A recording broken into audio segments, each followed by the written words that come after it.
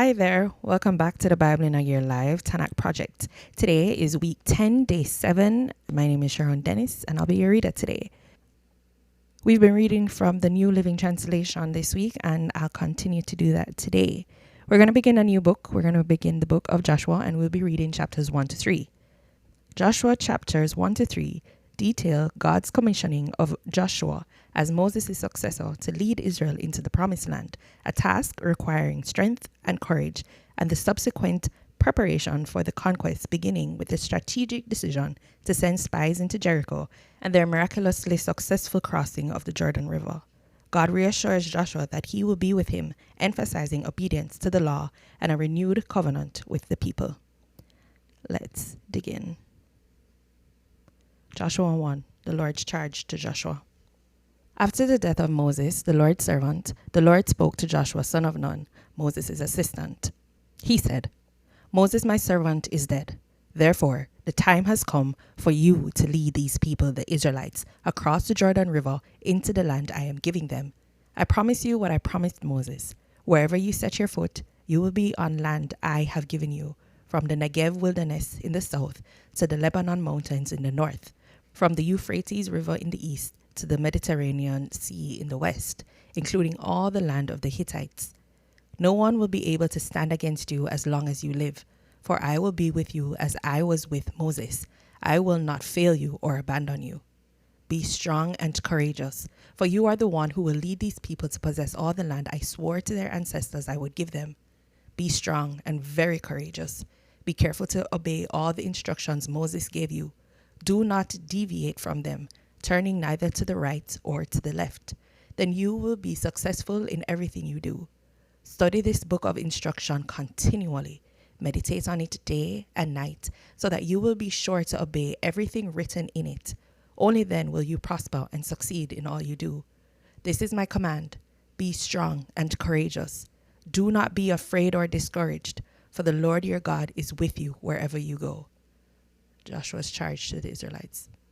Joshua then commanded the officers of Israel, Go through the camp and tell the people to get their provisions ready. In 3 days, you will cross the Jordan River and take possession of the land the Lord your God is giving you. Then Joshua called together the tribes of Reuben, Gad, and the half-tribe of Manasseh. He told them, Remember what Moses, the servant of the Lord, commanded you. The Lord your God is giving you a place of rest. He has given you this land. Your wives, children, and livestock may remain here in the land Moses assigned to you on the east side of the Jordan River.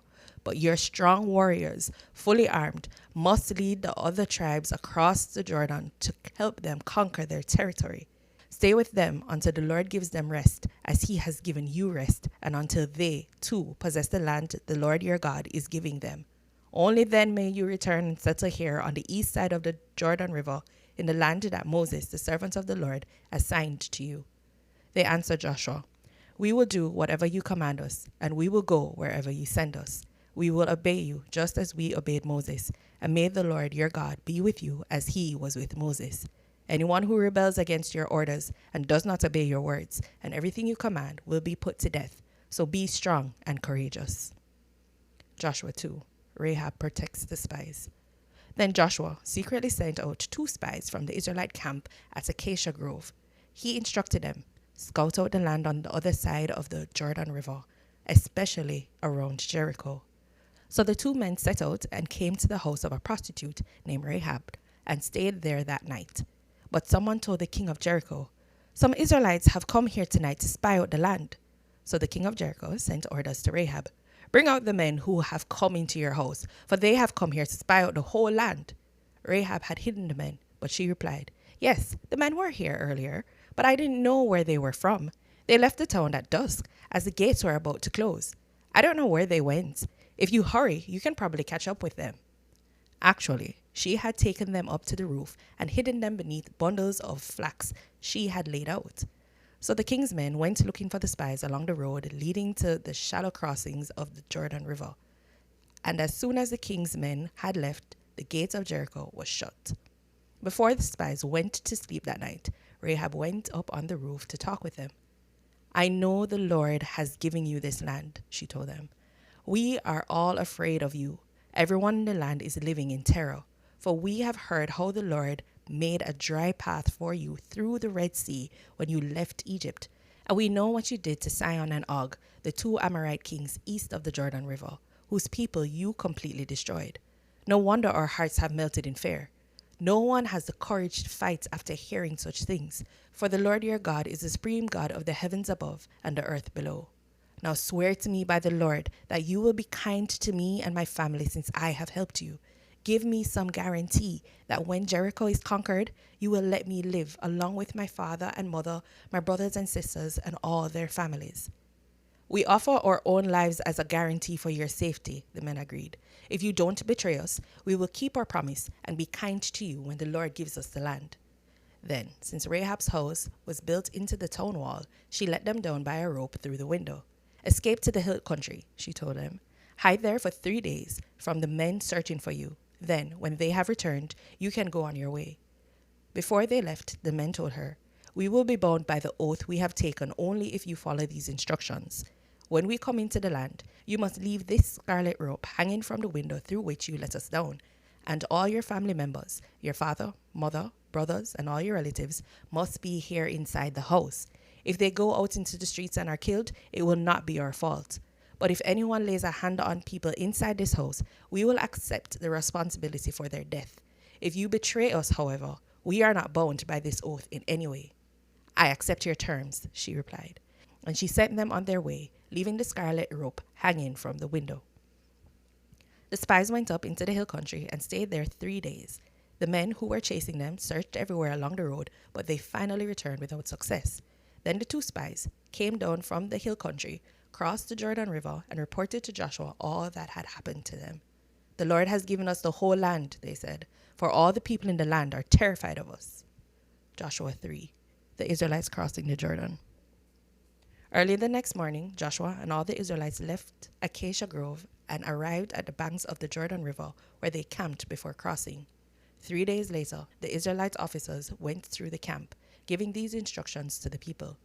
When you see the Levitical priests carrying the Ark of the Covenant of the Lord your God, move out from your positions and follow them. Since you have never traveled this way before, they will guide you. Stay about half a mile behind them, keeping a clear distance between you and the ark. Make sure you don't come any closer. Then Joshua told the people, Purify yourselves, for tomorrow the Lord will do great wonders among you. In the morning, Joshua said to the priests, Lift up the Ark of the Covenant and lead the people across the river. And so they started out and went ahead of the people. The Lord told Joshua, Today I will begin to make you a great leader in the eyes of all the Israelites. They will know that I am with you, just as I was with Moses. Give this command to the priests who are carrying the Ark of the Covenant.